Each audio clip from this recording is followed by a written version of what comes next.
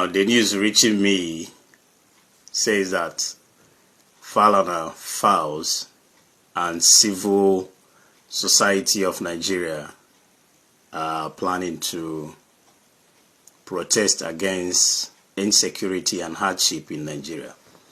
It's commendable. It's very much commendable, honestly. But I want to bring in one thing. I want to tell us about one important thing about Igbo people and Yoruba people and other tribes too. If you look at other tribes, when they are talking about Tinubu, I'll use Yoruba. When they are talking about Tinubu, you can never hear them insult Tinubu or talk anything that will make that man look less human. Yeah, they will criticize him. They will say one or two things about his government, but they will never call him names. They will not even mention his name. They will always talk about... If you listen to Falana, each time he's analyzing anything about Tinubu, he will never call Tinubu's name. He will always say, the government, the government, the government. He will not call Tinubu's name. Never. Go and look at it. Same with other people. Same with all the prominent men and women in Yoruba land. You can never hear them say, Tinubu is this, Tinubu is that, Tinubu. They will never say such thing. Even when they know that he's the president of Nigeria, but they will always say government, government, government. It's only Igbo people that will come on air to discuss Peter Obi. Only Igbo people. From Omahi to Nwoboshi to Soludo, all of them, when they come on air, it is Peter Obi and another one, Kenneth Okonkwo. Peter Obi this, Peter Obi that. Peter Obi is not in government. He is not the president of Nigeria. You can never hear them. You can never hear Kenneth Okonkwo mention Tinubu. The way he's talking about Peter Obi, you see the venom coming out of his mouth. You see the anger. And you ask yourself, what did Peter Obi do to this man? Let's just say that Peter Obi is the president of this country. Let's just say that Peter Obi did something wrong. The anger that is coming out of Kenneth Okonkwo is second to none. And you ask yourself, even if Peter Obi killed his parents, the anger is just out of this world. My question is, what did Igbo people do or are doing to themselves? You guys need to check something. There is something wrong within the political arena of Igbo land. Something is not right about Igbo people when it comes to politics. The hatred is top-notch amongst yourselves. You guys hate yourself like the hatred is just too much. I want to tell us a story. Shagari was the president. Alex Ekweme was the vice president. When Buhari took over through coup d'etat, Buhari jailed Alex Ekweme and did not touch Shagari. Shagari was the president of Nigeria, but Buhari jailed Alex Ekweme. He did not touch Shagari. Shagari was a free man, did not go to jail. Why? Because Shagari was a fellow Fulani man. It is very, very unlawful in their own understanding for a Fulani to touch a Fulani. That is why till today you can never hear Atiku Abubakar condemn what Boko Haram is doing, or Lakorawa and ISWAP. Never, he can never condemn it. He can never say anything against terrorism in Nigeria. Atiku will never say such thing. No matter how anybody look at it, Atiku would never condemn it. Never. Because it is anathema. It is considered a taboo for a Fulani man to condemn what a fellow Fulani man is doing, even when it's wrong. They would rather keep quiet than to say anything. That's why Atiku is not saying anything about the killings, the terrorism and everything. He will never condemn it. Never. So, but if it were to be Igbo people,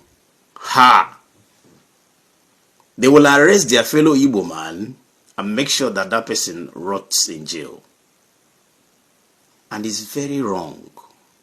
It's very, very wrong. That is why when the other tribes are taking you guys for granted, nobody is talking. Nnamdi Kanu is rotting in jail. Igbo people are less concerned. It's none of their business.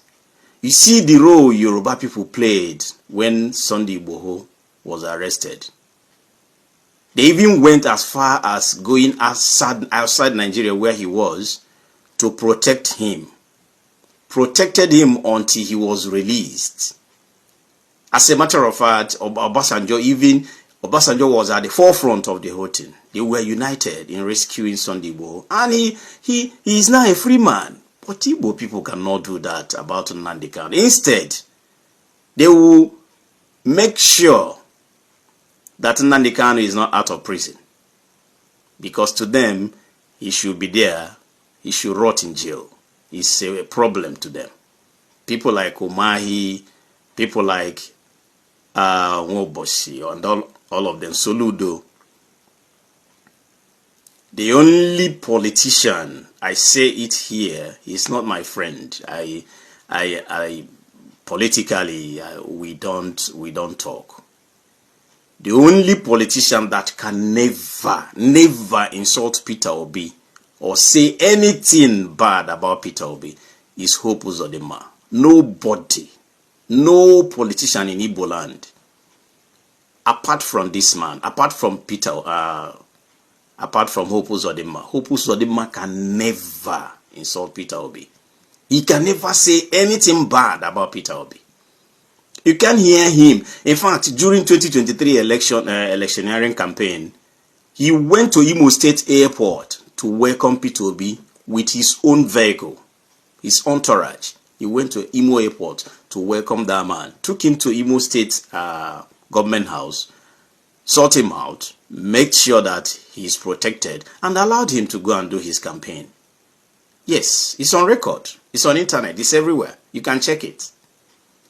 And from that time till today, you can never hear Hope Uzodinma mention Peter Obi's name anyhow. Call him names or do anything. He can never do that. Politics never reach like that.